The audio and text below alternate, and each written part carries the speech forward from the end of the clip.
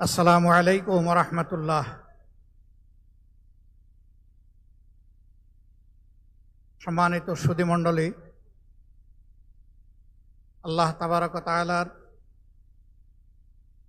অগণিত শুকরিয়া আদায় করছি যে আল্লাহ রাব্বুল আলামিন আজকে মুক্ত পরিবেশে পবিত্র রমাদানুল কারীমে এই ধরনের একটি আয়োজন সম্পন্ন করার তৌফিক আমাদেরকে দান করেছেন। আলহামদুলিল্লাহি রাব্বিল আলামিন ওয়াসসালাতু ওয়াসসালামু আলা রাসূলিহিল কারীম ওয়া আলা আলিহি ওয়া সাহবিহি ওয়া আহলি বাইতি আজমাইন। আজকের এই ইফতার মাহফিল বাংলাদেশ জামাত ইসলামীর পক্ষ থেকে আয়োজন করা হয়েছে। যাদের ত্যাগ এবং কুরবানির বিনিময়ে আমরা প্রিয় বাংলাদেশের স্বাধীনতা অর্জন করেছি এবং 2024 সালের 5ই আগস্ট, যেটাকে 36 জুলাই বলা হচ্ছে, যাদের সীমাহীন ত্যাগ এবং কুরবানির বিনিময়ে আমরা একটি নতুন বাংলাদেশ পেয়েছি। আমি এই যুগ যুগ ধরে যারা দেশ এবং জাতির জন্য, দ্বীন এবং ইসলামের জন্য শাহাদত বরণ করেছেন, তাদের সকলকে গভীর শ্রদ্ধার সাথে স্মরণ করছি। সেই সাথে যারা জাতীয় মুক্তির জন্য লড়াই করতে গিয়ে আহত হয়েছেন, পঙ্গু হয়েছেন, আমি তাদেরকে গভীর শ্রদ্ধার সাথে স্মরণ করছি। মহান রবের দরবারে আহত এবং পঙ্গু ভাই বোনদের পূর্ণ সুস্থতা কামনা করছি। সম্মানিত সুধীমণ্ডলী, আমরা খুবই কৃতজ্ঞ, আমরা অভিভূত যে আপনারা আমাদের দাওয়াত কবুল করে আপনাদের মূল্যবান সময় কুরবানি করে এখানে এসে হাজির হয়েছেন। এর ঋণ পরিশোধ করার শক্তি আমাদের নেই। মহান মাবুদের দরবারে দোয়া করি, আল্লাহ যেন আপনাদের এই ভালোবাসা, আন্তরিকতা এবং ত্যাগের উত্তম বিনিময় দুনিয়া এবং আখিরাত দুই জায়গায় দান করেন এবং আল্লাহ তাআলা যেন আপনাদের মর্যাদাও বৃদ্ধি করে দেন। সম্মানিত সুধীমণ্ডলী, প্রিয় দেশের স্বাধীনতার এক এক করে 53টি বৎসর কেটে গেল। এর মধ্যে ক্ষমতার অনেক হাত বদল হয়েছে। যে লক্ষ্য এবং উদ্দেশ্যকে সামনে রেখে, যে প্রত্যাশাকে সামনে রেখে প্রিয় দেশটি স্বাধীন হয়েছিল, সকলেই বলে যে আমরা সেই প্রত্যাশা পূরণ করতে সক্ষম হইনি। কেন হইনি? আজকে তার চুলচেরা বিশ্লেষণ করার অবকাশ নেই। শুধু সরল স্বীকারোক্তি হচ্ছে যে আমরা আমাদের প্রত্যাশা এবং প্রাপ্তিকে এক জায়গায় মিলাতে পারিনি। আমরা দেখেছি বাংলাদেশের ক্ষমতায় যারাই গিয়েছেন তারা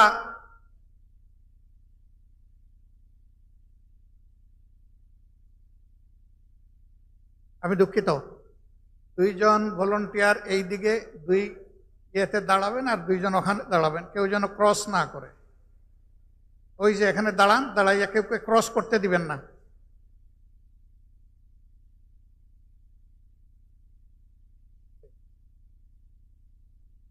মিডিয়ার ভাইদেরকে তাদের পেশাগত দায়িত্ব পালনে সহযোগিতা করার জন্য আমি আন্তরিকভাবে সকলের প্রতি আহ্বান জানাচ্ছি।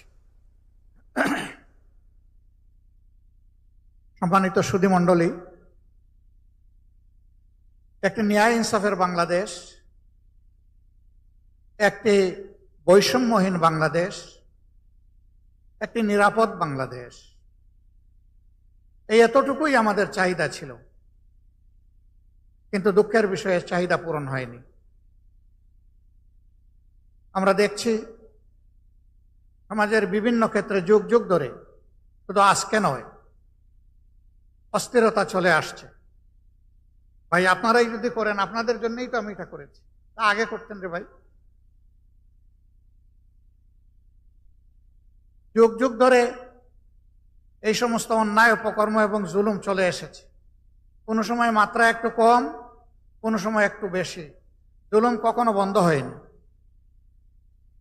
এবং জুলুম থেকে জাতি মুক্তিও পায়নি। তার সবচেয়ে নিদারুণ শিকার হয়ে মাত্র 2 দিন আগে সারা বাংলাদেশের মানুষকে কাঁদিয়ে 8 বছরের একটা শিশু শব্দহীন চিৎকার দিয়ে বলে গেছে, লজ্জা, লজ্জা এই সমাজ, লজ্জা এই দেশ, লজ্জা এই জাতি। আমরা 8 বছরের একটা শিশুর ইজ্জতের নিরাপত্তা দিতে পারিনি। হ্যাঁ, রাষ্ট্রের পক্ষে এটি সম্ভব নয়। ঘরে ঘরে পুলিশ পাঠিয়ে এই ধরনের অপকর্মকে দমন করা বা বন্ধ রাখা রাষ্ট্রের জন্য সম্ভব। রাষ্ট্র যদি তার নাগরিককে সত্যিকারের মানবিক এবং সুশিক্ষা দিতে পারে, তাইলে সেই সুশিক্ষাই সমস্ত কুসংস্কার থেকে ঠেকে দিতে পারে। আমাদের অভাবটি হচ্ছে এই জায়গায়। আমাদের শিক্ষিত লোকের কোনো অভাব নেই, কিন্তু কি শিক্ষিত, কেউ অর্ধশিক্ষিত, কেউ অক্ষর জ্ঞান বঞ্চিত। আজকে আমরা একাকার হয়ে গিয়েছি। নৈতিক শিক্ষার অভাবে এ অবক্ষয় দেখা দিয়েছে। মহান আল্লাহ তাআলার দরবারে দোয়া করি, আগামীর বাংলাদেশ যেন নৈতিক শিক্ষা নির্ভর একটি বাংলাদেশ হয়। শিক্ষা জাতির মেরুদণ্ড। মেরুদণ্ড মজবুত হলে, শক্তিশালী হলে জাতীয় শক্তিশালী হবে। এখন না আছে আমাদের নৈতিক মান, না আছে আমাদের জাগতিক মান। আমাদের শিক্ষা এখন অর্থহীন। আমরা একটা সার্টিফিকেট হাতে দেই আমাদের সন্তানদের, কিন্তু সেই সার্টিফিকেটের কোনো মর্যাদা নেই, কোনো ওজন নেই। আমরা এমন শিক্ষা এবং সার্টিফিকেট দেখতে চাই না। সেই বাংলাদেশটি আমাদের গড়া প্রয়োজন। এই বাংলাদেশের প্রত্যেকটা মানুষের হাত হবে দেশ গড়ার কারিগরের হাত, কর্মীর হাত, এবং এটি সম্ভব। দুনিয়ায় যত জাতি উন্নত হয়েছে তারা শিক্ষা দিয়ে উন্নত হয়েছে। আমি ব্যক্তিগতভাবে মনে করি এবং আমাদের দল বিশ্বাস করে, শিক্ষাকে যদি তার নৈতিক ভিত্তির উপর সর্বাধিক মানবিক এবং জাগতিক উৎকর্ষ দিয়ে গড়ে তোলা যায়, তাইলেই কেবল একটা সোনার বাংলাদেশ গড়ে তোলা সম্ভব। কারণ ওখান থেকে ওই মানুষটি বের হবে যিনি যত বড় শিক্ষিত হন, সমাজের যত বড় দায়িত্বপূর্ণ পদে অধিষ্ঠিত হন, তিনি একথা বিশ্বাস করবেন, আমার এই শিক্ষার পিছনে, বেড়ে ওঠার পিছনে, আজকের এই দায়িত্বে আসার পিছনে এদেশের প্রত্যেকটি মানুষের অবদান রয়েছে। গরিব ধনী নির্বিশেষে সমস্ত মানুষের ট্যাক্সের পয়সা দিয়ে আমি যে বিদ্যালয়ে লেখাপড়া করেছি, যে কলেজে লেখাপড়া করেছি, যে ইউনিভার্সিটিতে লেখাপড়া করেছি, সেই সবগুলার ইট, পাতন, নুড়ি, বালু, সিমেন্ট, রড সবগুলা কিনা হয়েছে। মিস্ত্রির হাত লেগেছে ওই ট্যাক্সের টাকা দিয়ে। সুতরাং আমি কেবল আমার পরিবারের নয়, আমি গোটা জাতির এবং গোটা জাতির কাছে আমার দায় রয়েছে। এই অনুভূতি যখন নাগরিকদের মধ্যে পয়দা হবে, তখন কারো অধিকার আর কারো দ্বারা লঙ্ঘিত হবে না। কিন্তু এই অনুভূতিটুকু সৃষ্টি না হওয়া পর্যন্ত অধিকার দোলন এবং লঙ্ঘন চলতেই থাকবে। সম্মানিত সুধী মণ্ডলী, আপনারা হয়তো সকলেই ছিলেন না, কিন্তু অনেকে ছিলেন। 2023 সালে নাকি 2024 সালে গেল রমজানে আমরা সোনারগাঁও হোটেলে ছোট্ট একটা আয়োজন করেছিলাম। আমরা আমাদের দলের নামেই বুকিং দিলাম। কর্তৃপক্ষ আমাদেরকে অনুরোধ করলো, দেশের পরিবেশ পরিস্থিতির কারণে আপনাদের কাছে আমাদের একটু দুঃখ প্রকাশ করতে হচ্ছে। আমরা বললাম, কি সেই দুঃখ প্রকাশ? তারা বললেন, মেহরবানি করে আপনারা কোনো ব্যানার দিবেন না। আমরা বললাম, ঠিক আছে, আমরাই আমাদের ব্যানার আমরা দিব না। বললো, তাইলে আর কোনো অসুবিধা নেই। আমাদের ইফতার মাহফিল শুরু হওয়ার 3 ঘন্টা আগে পুলিশ পাঠিয়ে দিয়ে বলা হলো, আপনারা ইফতার মাহফিল করতে পারবেন না। আমি তখন আমার বাসা থেকে সোনারগাঁও হোটেলে যাওয়ার পথে আমার সহকর্মীরা জিজ্ঞেস করলেন কি করব। আমি বললাম আমাদের যারা দাওয়াত পেয়েছিলেন তারা কি এসে গেছেন? বলে যে হ্যাঁ, তাদের অনেকেই এসে গেছে। আমি বললাম যে তাদেরকে বলে দিন আমাদের মেহমানরা এসে গেছেন, পারলে তোমরা বের করে দাও, আমরা কাউকে এখান থেকে বিদায় দিতে পারবো না, এবং আমি আসছি। আল্লাহ যেন সেই পর্যন্ত আমাকে হায়াত দেন আর আপনারা অপেক্ষা করেন। আমি যাওয়ার পরে জিজ্ঞেস করলাম আমাদের অপরাধ কি? বলে যে স্যার, আপনাদের কোনো অপরাধের বয়ান আমরা দিতে পারবো না, আমরা প্রচন্ড চাপে আছি। আমি বললাম সেই চাপটা কে দে? ওই যে উপর মহল থেকে। আমি বলি যে আমি কোনো উপর মহল মানি না, এটা আমার নাগরিক অধিকার। আমি কোনো অবৈধ পার্টি নয়, আমি কোনো নিষিদ্ধ পার্টি নয়, আমার এখানে অধিকার রয়েছে। আমার অধিকারের বলে এখানে আমরা আজকে দাওয়াত দিয়েছি মানুষকে, আর সেই দাওয়াত কবুল করে লোকেরা এসেছে। আমি শুধু অতীতের ফ্যাসিস্ট বাংলাদেশের একটি ছোট্ট উদাহরণ আপনাদের সামনে পেশ করলাম। এই ছিল আমাদের বাংলাদেশ। আমরা 13.5 বছর আমাদের কেন্দ্রীয় কার্যালয় সহ আমাদের সারা দেশে শত শত কার্যালয়ের একটাও আমরা খুলে কাজ করতে পারিনি।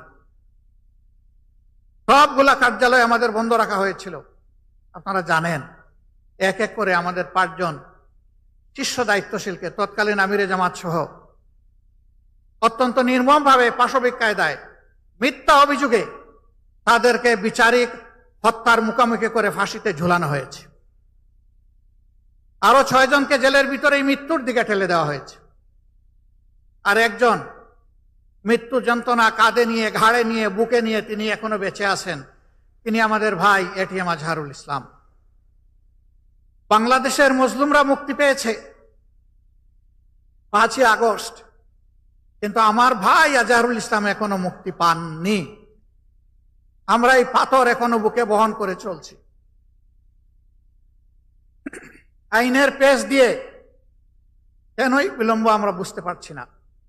আমরা চাই যাদের উপরে জুলুম হয়েছে তাদের একজন মানুষের জন্য আর জেলের ভিতরে না থাকে, এবং সেই সাথে অবিলম্বে আমাদের ভাইকে যেন সসম্মানে আমাদের বুকে ফিরিয়ে দেওয়া হয়।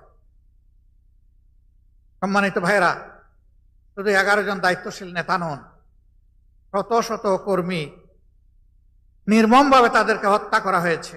অসংখ্য যুবককে থানায় ধরে নিয়ে থানার মেঝেতে শুয়ে পায়ে বন্দুক ঠেকিয়ে গুলি করে তাদের পা বিচ্ছিন্ন করে দেওয়া হয়েছে, হাত কেটে ফেলা হয়েছে, 2 চোখ তুলে নেওয়া হয়েছে, ঘর বাড়ি থেকে তাদেরকে তাড়িয়ে দেওয়া হয়েছে, গুম করা হয়েছে, চাকরি থেকে বিতাড়িত করা হয়েছে, ব্যবসা বাণিজ্য তছনছ করে দেওয়া হয়েছে, বোলডোজার দিয়ে আমাদের নেতৃবৃন্দের ঘর দুয়ার ভেঙে ছাতু বানিয়ে ফেলা হয়েছে। আমরা সেই কষ্টগুলা বুকে বহন করে চলছি। শুধু কি আমরা না, গোটা জাতি। সরকারের বিরুদ্ধে যাদেরই অবস্থান ছিল, ফ্যাসিবাদের বিরুদ্ধে যাদেরই অবস্থান ছিল, সেই সমস্ত রাজনৈতিক দল, ওলামায়ে কেরাম, প্রতিবাদী কণ্ঠ, সাংবাদিক বন্ধুগণ, কাউকেই তারা ছাড় দেয়নি। সকলের উপর তারা জুলুম করেছে, সবাইকে খুন করেছে, সবাইকে অপদস্থ করেছে, সবাইকে অপমান করেছে, লক্ষ লক্ষ মামলা দিয়ে কোটি মানুষকে বারবার জেলের ভিতরে নিক্ষেপ করেছে। আমরা চাই এই অন্ধকার যুগ, আওয়ামী জাহিলিয়াত আর বাংলাদেশে ফিরে না আসুক। আফসোস, এই দলটি দেশের সব কিছুর তারা ঠিকাদারি গ্রহণ করেছিল। বাকি সবাইকে চোখ রাঙিয়ে কথায় কথায় বলতো অমুক দেশে তমুক দেশে চলে যাও। না, আমাদের হাতে কোনো ভিসাও তুলে দেয়নি, আর কোনো টিকিটও দেয়নি, কিন্তু প্রায়ই আমাদেরকে শাসাতো, সবাইকে, সারা জাতিকে। আল্লাহর কি ইচ্ছা, এখন কোনো কিছুর প্রয়োজন নাই। পিছনের দিকে তাকানোরও সময় ছিল না, দুপুরের ভাত খাওয়ারও সময় হয়নি। দেশ ছেড়ে তারাই বরঞ্চ চলে গিয়েছেন। আমরা যাব না কোথাও। এদেশ আমাদের প্রিয় দেশ, এটি আমাদের জন্মভূমি। আল্লাহ তাআলা এখানে আমাদেরকে পয়দা করেছেন। এই দেশ ছেড়ে পালানোর আমাদের কোনো প্রয়োজন নেই। এই দেশ ছেড়ে তারাই পালাবে যাদের এই দেশের প্রতি ভালোবাসা এবং দায় নেই। যাদের ভালোবাসা এবং দায় আছে তারা বুকে গুলি নিবে, কিন্তু দেশ ছেড়ে পালাবে না ইনশাআল্লাহ। 24-এর এই গণ বিপ্লবের পর যে নূতন বাংলাদেশ গড়ার সম্ভাবনা আমাদের হাতে ধরা দিয়েছে। আমরা দল, ধর্ম, জাতি নির্বিশেষে সকলের কাছে আহ্বান জানাই, আসুন জাতীয় স্বার্থের জায়গাটায় আমরা এক হয়ে যাই। আমাদের মতের ভিন্নতা থাকবে, মত পার্থক্য থাকা এটা কোনো অপরাধ নয়, বরঞ্চ এটি একটা গণতান্ত্রিক সমাজের সৌন্দর্য। আমাদের মত পার্থক্য যেন মত বিরোধে রূপান্তরিত না হয়। আমরা মত পার্থক্যকে ওয়েলকাম করি, কিন্তু আমরা মতবিরোধ চাই না। আমরা যার যার জায়গায় যার যার নীতি পলিসি, দেশকে গড়ার আমাদের স্বপ্ন এবং পরিকল্পনা আমরা জাতির সামনে তুলে ধরব। জাতি যারটা গ্রহণ করবে, যার প্রতি জাতির ভালোবাসা, আস্থা তৈরি হবে, সেই দলকেই, সেই জোটকেই আগামীতে জাতি তাদের দায়িত্ব দিয়ে সেবক হিসাবে বাংলাদেশের দায়িত্ব তাদের হাতে তুলে দেবে। এই জায়গাটায় আমরা সকলে সম্মান প্রদর্শন করি। একটা জায়গায় আমরা সকলে একমত যে গত 15.5 বছরে বিশেষ করে সংবিধান সহ এবং সাংবিধানিক প্রতিষ্ঠানগুলোতে, রাষ্ট্রীয় প্রতিষ্ঠানগুলোতে যে জঞ্জাল তৈরি হয়েছে, তার কতিপয় জিনিস অবশ্যই পরিষ্কার হওয়া উচিত। এই জন্য সকলে আমরা একমত, এখানে কারো কোনো দলমত নির্বিশেষে দ্বিমত নেই যে কোনো সংস্কারের প্রয়োজন নাই। আমরা সবাই বলছি সংস্কার প্রয়োজন। কতটুকু প্রয়োজন সেটা নিয়ে হয়তোবা মত পার্থক্য থাকতে পারে, কিন্তু সংস্কার যে প্রয়োজন এই ব্যাপারে কোনো মত পার্থক্য নেই। আমরা মূল থেকে একটি কথাই বলে এসেছি, আমরা বর্তমান সরকারকে যৌক্তিক সময় দিতে চাই এই সংস্কারের জন্য। যৌক্তিক সময় মানে অযৌক্তিক সময় কাটানো নয়, আবার যৌক্তিক সময় মানে চাপ দিয়ে হুড়াতাড়া করাও নয়। যৌক্তিক সময় হচ্ছে এ কাজের জন্য, মৌলিক সংস্কারগুলোর জন্য যেটুকু সময় প্রয়োজন, আমরা সরকারকে সেইটুকু সময় দেওয়ার পক্ষে। ইতিমধ্যে সরকার প্রধান জাতীয় নির্বাচনের ব্যাপারে কিছু কথা তিনি জাতিকে বলেছেন। আশা করি অবিলম্বে তিনি বিষয়টা আরো স্পষ্ট করবেন, তাহলে জাতি এই ব্যাপারে আরো আশাবাদী হবে, আরো আস্থাশীল হবে এবং নিজেদের নির্বাচনী পরিকল্পনা সাজানোর সুযোগ প্রত্যেকটি দল পাবে। আমরা এটা আশা করি। প্রিয় দেশবাসী এবং সুধীমণ্ডলী, বাংলাদেশকে গড়ার একক দায়িত্ব কোনো দলের নয়। বাংলাদেশকে গড়ে তোলার দায়িত্ব 18 কোটি মানুষের। কিন্তু 18 কোটি মানুষ কিভাবে করবে? তাদের তো একটা পথ লাগবে, রাস্তা লাগবে। সেই রাস্তাই হচ্ছে বিভিন্ন পলিটিক্যাল স্টেক হোল্ডার্স বা দলগুলো। তাদের মাধ্যমেই জনগণ সংগঠিত হয় এবং তাদের আস্থা, তাদের ভাবনা জাতীয় জীবনে তারা তুলে ধরে। রাজনৈতিক এই দলগুলার কাঁধে এখন গুরুদায়িত্ব বর্তিয়েছে। 53 বছর যেভাবে জঞ্জাল নিয়ে আমরা চলেছি, আগামীতে আমরা যেন একটা জঞ্জালমুক্ত সমাজ গড়ে তুলতে পারি, সেইভাবেই সকল রাজনৈতিক দল এবং জোট তারা কর্মসূচি পরিকল্পনা সাজাবেন আমরা আশা করতে চাই। আমরা এমন একটি বাংলাদেশ চাই, এই বাংলাদেশে আসিয়ারা আর 18 কোটি মানুষকে কাঁদাবে না। আমি আজকেই জানতে পারলাম, এটা আমার জানার সীমাবদ্ধতা হতে পারে, বরগুনায় 12 বছরের একটি মেয়েকে, একটি হিন্দু পরিবারের একটা মেয়েকে ধর্ষণ করা হয়েছে। ধর্ষকদের বিরুদ্ধে বাবা মামলা করেছেন। আসামিরা এই 2-3 দিনের ভিতরে মামলা করার সাথে সাথেই বাবাকেও খুন করেছে। এ কোন বাংলাদেশ? এই বাংলাদেশ তো 18 কোটি মানুষ চায় না। এই পশুত্বকে বদলে দিয়ে আমরা একটা মানবিক বাংলাদেশ চাই এবং আমরা বিশ্বাস করি মানুষ যদি আল্লাহকে ভয় করে, মানুষ যদি আল্লাহকে ঠিকমতো ভয় করে, তাহলে মানবিক বাংলাদেশ গড়ে তোলা সম্ভব। কোরআন নাজিলের এই মাসে আমরা এও বিশ্বাস করি আল্লাহর দেওয়া কোরআনের বিধানই হচ্ছে সমাজের জন্য সর্বোত্তম বিধান। এই বিধানের ভিত্তিতেই আগামীর মানবিক বাংলাদেশ গড়ে উঠুক, সেই প্রত্যাশা ব্যক্ত করে আবারও আপনাদের প্রতি কৃতজ্ঞতা জানিয়ে আমার কথা এখানেই শেষ করছি। আসুন প্রভুর দরবারে আমরা হাত তুলে দোয়া করি, প্রিয় দেশের জন্য, নিজেদের জন্য। আলহামদুলিল্লাহি রাব্বিল আলামিন, ওয়াসসালাতু ওয়াসসালামু আলা রাসূলিহিল কারীম ওয়া আলা আলিহি ওয়া সাহবিহি ওয়া আহলি বাইতি আজমাইন। রব্বানা যালামনা আনফুসানা ওয়া ইল্লাম তাগফির লানা ওয়া তারহামনা লানাকুনান্না মিনাল খাসিরিন।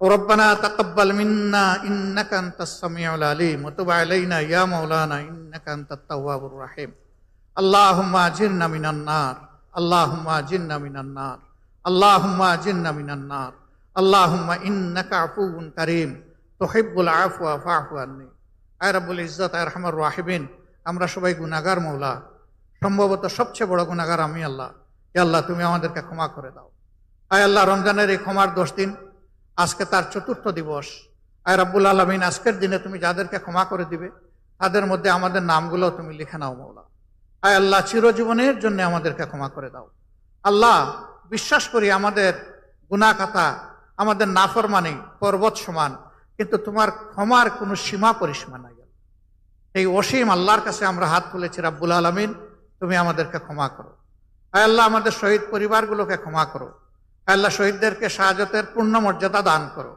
আহত পঙ্গু ভাইদেরকে বোনদেরকে তুমি সুস্থতার নিয়ামত এনায়েত করো ইয়া রাব্বুল আলামিন ইয়া আরহামার রাহিমিন তুমি আমাদের দেশের প্রতি রহম করো আয় আল্লাহ তুমি শান্তির ফয়সালা নাজিল করো আল্লাহ একটি মানবিক বাংলাদেশ আমাদেরকে গড়ে তোলার তৌফিক দান করো আয় আল্লাহ জাতীয় ইস্যুতে জাতীয় স্বার্থে আমাদের পুরা জাতিকে তুমি ঐক্যবদ্ধ করে দাও আল্লাহ সব ধরনের ফেসিবাদের বিরুদ্ধে এই জাতিকে মাবুদ মজবুত প্রাচীর গড়ে তোলার তৌফিক এনায়েত করো আল্লাহ আজকের এই মজলিসে যাকে তোমার মায়া লাগে যাদেরকে তোমার পছন্দ হয় তার এবং তাদের ওসিলায় তুমি আমাদের দোয়াকে কবুল করে নাও রব্বানা তাকাব্বাল মিন্না ইন্নাকা আনতাস সামিউল আলিম ওয়া তুব আলাইনা ইয়া মাওলানা ইন্নাকা আনতাত তাওয়াবুর রহিম সুবহানা রাব্বিকা রাব্বিল ইজ্জাতি আম্মা ইয়াসিফুন ওয়া সালামুন আলাল মুরসালিন ওয়ালহামদুলিল্লাহি রাব্বিল আলামিন